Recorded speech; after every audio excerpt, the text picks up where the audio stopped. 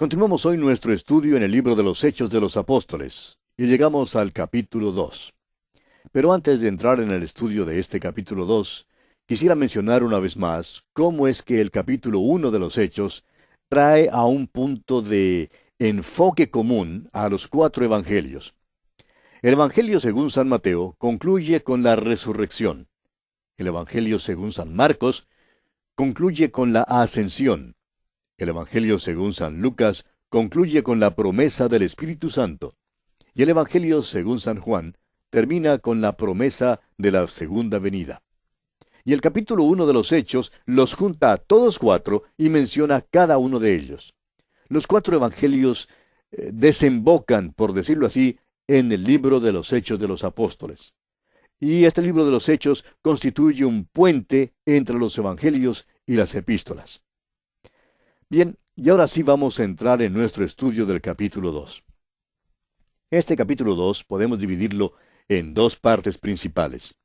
Los versículos 1 hasta el 13 contienen la venida del Espíritu Santo. Y entonces, el primer sermón dado por el apóstol Pedro en la edad de la iglesia se registra en los versículos 14 al 47. Leamos pues el primer versículo de este capítulo 2 de los Hechos. Cuando llegó el día de Pentecostés, estaban todos unánimes juntos. Ahora las palabras cuando llegó el día pueden ser traducidas también como cuando se cumplió el día. Cuando el día de Pentecostés se cumplió, estaban todos unánimes juntos. El día de Pentecostés debía celebrarse 50 días después de la fiesta de las primicias. Usted recordará que en nuestro estudio del libro de Levítico aprendimos que la fiesta de las primicias hablaba de la resurrección de Jesucristo. Y el apóstol Pablo en su primera carta a los Corintios, capítulo 15, versículo 23, dice, Cristo, las primicias, luego los que son de Cristo en su venida. La Pascua, en cambio, habla de la muerte de Jesucristo. El apóstol Pablo, una vez más, en su primera carta a los Corintios, capítulo 5, versículo 7, dice, porque nuestra Pascua, que es Cristo, ya fue sacrificada por nosotros. La Pascua se ha cumplido en la muerte de Cristo. La fiesta de las primicias se ha cumplido en la resurrección de Cristo. Todo esto entonces nos da la impresión de que la fiesta de Pentecostés aquí representa algo, es decir, que es el cumplimiento de algo, y lo es. Es el día en que nació la iglesia, el día cuando la iglesia llegó a existir. La expresión cuando llegó el día de Pentecostés, o cuando se cumplió, significa que este era el cumplimiento del designio y propósito para el cual fue dado originalmente. En Pentecostés debía haber una ofrenda de nuevo grano al Señor, y ésta debía ser ofrecida en 2 panes de flor de harina cocidos con levadura, como lo vimos en el capítulo 23 de Levítico. Esto debía representar el principio y el origen de la iglesia. Esta fiesta hablaba de la venida del Espíritu Santo para un ministerio muy particular, para tomar del mundo el cuerpo de Cristo, la iglesia. 5 minutos antes del día de Pentecostés no había la iglesia. 5 minutos después que el Espíritu Santo vino en el día de Pentecostés, ya existía la iglesia. En otras palabras, lo que Belén fue para el nacimiento de Cristo, Pentecostés y Jerusalén fueron para la venida del Espíritu Santo. El Espíritu comenzó a bautizar a los creyentes. Esto significa que los hizo parte del cuerpo de Cristo, identificándolos con Cristo como su cuerpo acá en la tierra.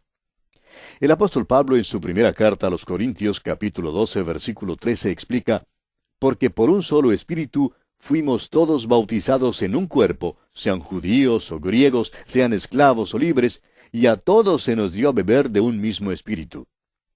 El Espíritu Santo comenzó a hacer una obra en el día de Pentecostés. El día de Pentecostés se cumplió con este evento. La expresión «cuando llegó» no quiere decir que fue a las 12, ni a las 7 de la mañana, ni a las 2 de la tarde. Significa que se cumplió. Veamos ahora el versículo 2 de este capítulo 2 de los Hechos. Y de repente vino del cielo un estruendo como de un viento recio que soplaba, el cual llenó toda la casa donde estaban sentados. Permítanos ahora dirigir su atención hacia algo que consideramos muy importante. Cuando el Espíritu Santo vino, no fue en forma visible. Sin embargo, dio a conocer su presencia de dos maneras. Hizo llamamiento a dos de las vías mediante las cuales el género humano recibe su conocimiento. Adquirimos la mayor parte de nuestro conocimiento por la vía del oído y por la vía del ojo. Oímos y vemos. Pues bien, el Espíritu Santo hizo uso de ambas vías. Dice, vino del cielo un estruendo como de un viento. Este ruido llenó toda la casa donde estaban sentados. Lo percibieron por la vía del oído. Y quisiéramos hablar más en cuanto a esto porque muchos lo han pasado por alto. No fue ningún viento, fue un estruendo como de un viento. O sea que se parecía a un viento, tenía el ruido de un huracán o de un tornado. No fue como el ruido de la brisa que sopla suavemente por la copa de los árboles. Fue un ruido como de un tornado, y creemos que toda la ciudad de Jerusalén lo pudo escuchar. Una señorita que pasó por la experiencia de un tornado que no destruyó su casa, pero la destrucción llegó cerca, hasta solo 2 cuadras de su casa, le escribía a una amiga y le contaba lo siguiente. Lo primero que notamos fue un ruido como de 1000 trenes de carga llegando al pueblo. Amigo oyente, ese fue un viento recio que sopló en realidad. Y ese fue su ruido. Y fue esa misma clase de ruido que oyeron en el día de Pentecostés. Leamos ahora el versículo 3 de este capítulo 2 de los Hechos. Y se les aparecieron lenguas repartidas como de fuego, asentándose sobre cada uno de ellos. Una vez más, permítanos dirigir su atención hacia algo importante. Note usted que las lenguas eran como de fuego. No eran fuego, sino que eran como de fuego.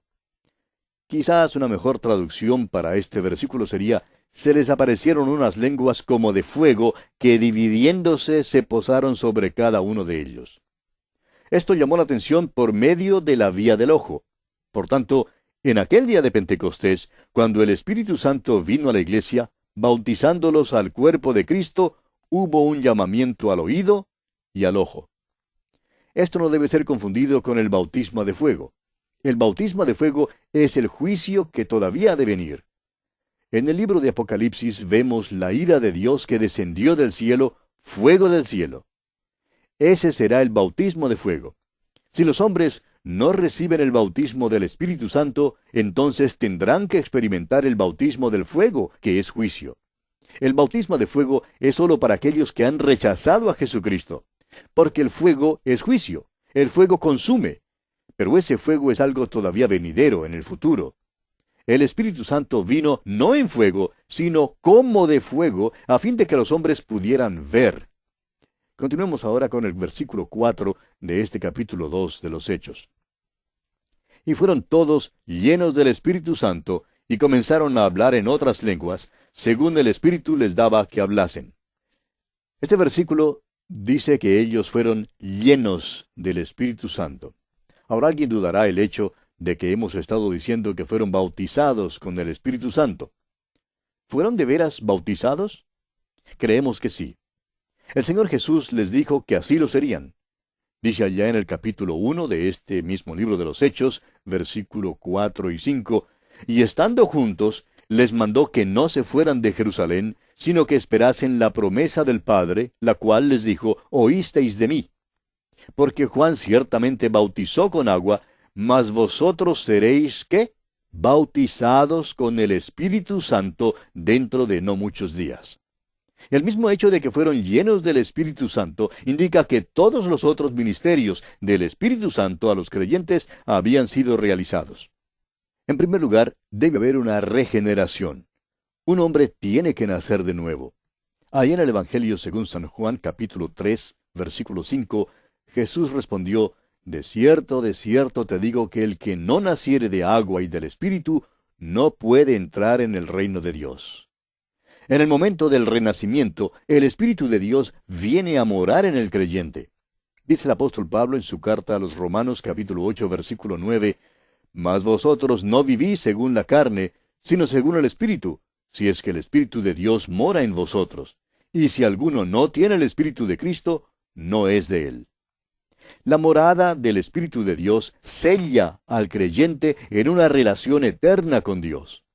El apóstol Pablo, una vez más en su carta a los Efesios, capítulo 1, versículos 13 y 14, dice, en él también vosotros, habiendo oído la palabra de verdad, el evangelio de vuestra salvación, y habiendo creído en él, fuisteis sellados con el Espíritu Santo de la promesa, que es las arras de nuestra herencia, hasta la redención de la posesión adquirida, para alabanza de su gloria.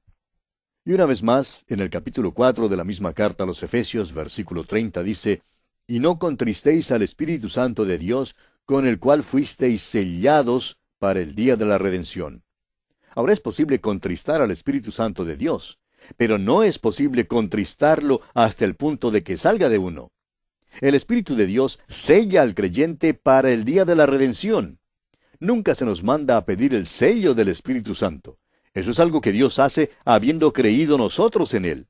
La fe en Jesucristo nos da el sello del Espíritu Santo para el día de la redención. El bautismo del Espíritu Santo fue predicho por Juan el Bautista en el capítulo 3 del Evangelio según San Lucas, versículo 16, y fue repetido por el Señor Jesús, como vimos allá en el capítulo 1 de los Hechos, versículo 5. Porque Juan ciertamente bautizó con agua, mas vosotros seréis bautizados con el Espíritu Santo dentro de no muchos días. Este bautismo tuvo lugar en el día de Pentecostés. Puso a los creyentes en el cuerpo de Cristo. Señaló el principio de la iglesia. Desde ese día en adelante, todo creyente en el Señor Jesucristo es puesto en el cuerpo de Cristo por el bautismo del Espíritu Santo. Como dice el apóstol Pablo en su primera carta a los Corintios, capítulo 12, versículo 13, porque por un solo Espíritu fuimos todos bautizados en un cuerpo, sean judíos o griegos, sean esclavos o libres, y a todos se nos dio a beber de un mismo Espíritu. Ahora, la plenitud del Espíritu Santo también tuvo lugar en el día de Pentecostés. Note usted que dice aquí en el versículo 4, y fueron todos llenos del Espíritu Santo. Esta plenitud del Espíritu Santo fue para servicio. La experiencia del día de Pentecostés resultó de la plenitud del Espíritu Santo. Y hoy ocurre lo mismo. La plenitud del Espíritu Santo es para servicio. Esta es la única obra del Espíritu Santo que debemos pedir. Se nos manda a ser llenos del Espíritu Santo, como dice el apóstol Pablo en Efesios 5:18. No os embriaguéis con vino en lo cual hay disolución, antes bien, sed llenos del Espíritu. Note usted que antes de Pentecostés los creyentes clamaban por esta plenitud del Espíritu. En el capítulo 1 de los Hechos, versículo 14 leímos, todos estos perseveraban unánimes en oración y ruego. Ahora, ¿de qué trataría su ruego? Pues de la promesa del Señor Jesús que les enviaría el Espíritu Santo. El bautismo del Espíritu Santo no es un mandamiento que nos es dado, no es una experiencia, es un hecho de Dios por medio del cual el Espíritu Santo viene a morar, a residir en el creyente en Jesucristo, sellándolo para el día de la redención y poniéndolo en el cuerpo de Cristo mediante su bautismo. Ahora, la plenitud del Espíritu de Dios le capacita para servicio. Se nos manda, pues, a ser llenos del Espíritu Santo. Después de que fueron llenos del Espíritu Santo, dice el versículo 4 de este capítulo 2 de los Hechos, que comenzaron a hablar en otras lenguas, según el Espíritu les daba que hablasen. Ahora, estas otras lenguas no eran lenguas desconocidas. Había muchas lenguas habladas por los judíos en todas partes del Imperio Romano. Estos adoradores habían venido de las diferentes partes del Imperio Romano para la fiesta de Pentecostés. Recuerde que a todos los varones judíos se les requería ir a Jerusalén para la celebración de 3 de las fiestas. Estaban pues en Jerusalén por eso, y muchos de estos no podían hablar hebreo. Ahora, esto no es extraño. Hay muchos judíos en nuestros países hoy en día que tampoco pueden hablar hebreo. Por muchos años fue un idioma casi sin uso. Ahora, hoy en Israel, el hebreo se habla nuevamente. Ahora escuche bien lo que vamos a decir, amigo oyente. El día de Pentecostés no puede ser duplicado. Fue un punto preciso en la historia. No podemos duplicarlo de ninguna manera, como tampoco podemos duplicar en el tiempo de la Navidad el nacimiento de Cristo. Ahora, supóngase usted que los magos hubieran regresado una vez más a Jerusalén el próximo año y que hubieran dicho, bueno, buscamos al rey de los judíos que ha nacido en Belén. Herodes entonces les diría, ¿y no estuvieron aquí el año pasado? Sí, estuvimos aquí, le contestarían ellos. Pues, ¿no lo encontraron? Sí, lo encontramos. Y Herodes les diría entonces, bueno, si nació en Belén el año pasado, de seguro que no nació allí este año.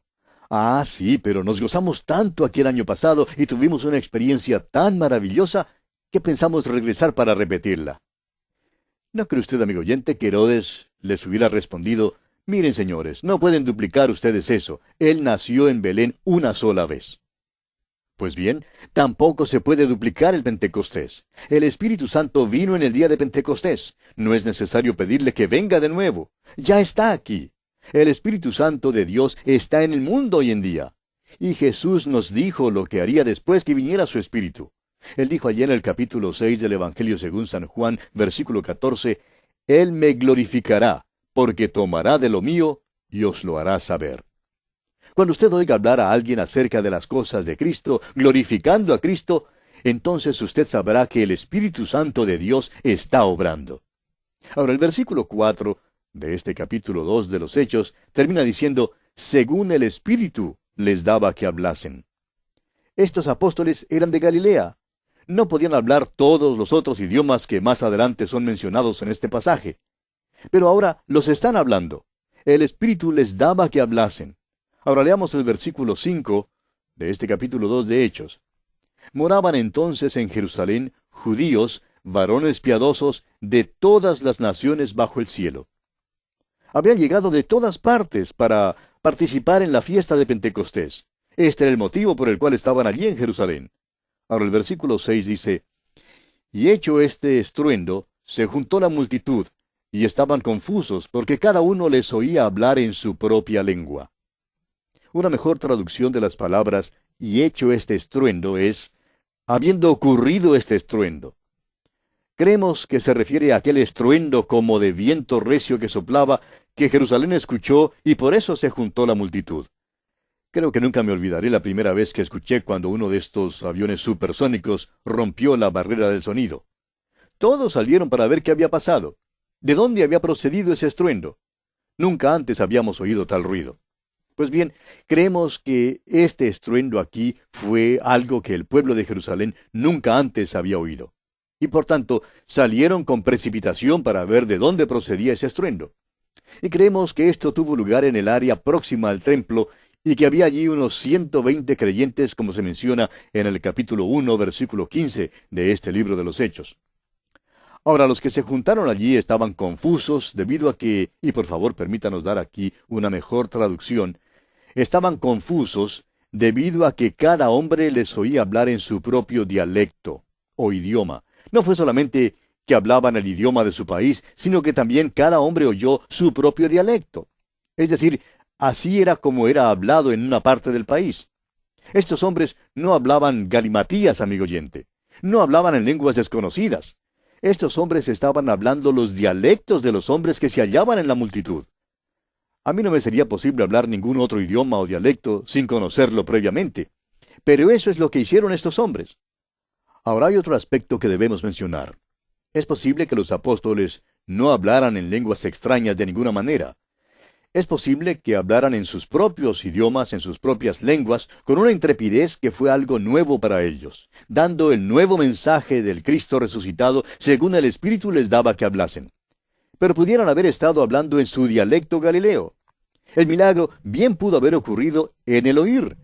Cada hombre les oía hablar en su propio dialecto. Ahora, el milagro que destruyó la barrera del idioma estaba en el hablar o en el oír. En realidad no importa en cuál estaba. El caso es que se trata de un milagro. A los apóstoles, amigo oyente, les fue posible hablar y a las multitudes les fue posible oír. Cada hombre en su propio dialecto. Leamos ahora los versículos 7 al 11 de este capítulo 2 de Hechos. Y estaban atónitos y maravillados diciendo, mirad, ¿no son galileos todos estos que hablan? ¿Cómo pues les oímos nosotros hablar cada uno en nuestra lengua en la que hemos nacido? Partos, medos, elamitas, y los que habitamos en Mesopotamia, en Judea, en Capadocia, en el Ponto y en Asia, en Frigia y en Panfilia, en Egipto y en las regiones de África más allá de Cirene, y romanos aquí residentes, tanto judíos como prosélitos, cretenses y árabes, les oímos hablar en nuestras lenguas las maravillas de Dios. Aquí había gente de 3 continentes. Ciertamente hablaban diversos idiomas y dialectos. Todos oyeron hablar a estos galileos en un dialecto comprensible. Permítanos decir, amigo oyente, que no se trata aquí de lenguas desconocidas. Se trata de lenguas que los oyentes entendieron. El versículo 12 ahora dice, y estaban todos atónitos y perplejos, diciéndose unos a otros, ¿qué quiere decir esto? Es decir, no comprendían lo que estaba ocurriendo. Y ahora el versículo 13 continúa, mas otros, burlándose, decían, están llenos de mosto. Es decir, que creían que estos hombres estaban ebrios, estaban borrachos. Y amigo oyente, aquí vamos a tener que detenernos porque nuestro tiempo ya ha tocado a su fin. Continuaremos la consideración de este capítulo 2 de los Hechos de los Apóstoles en nuestro próximo programa, Dios mediante.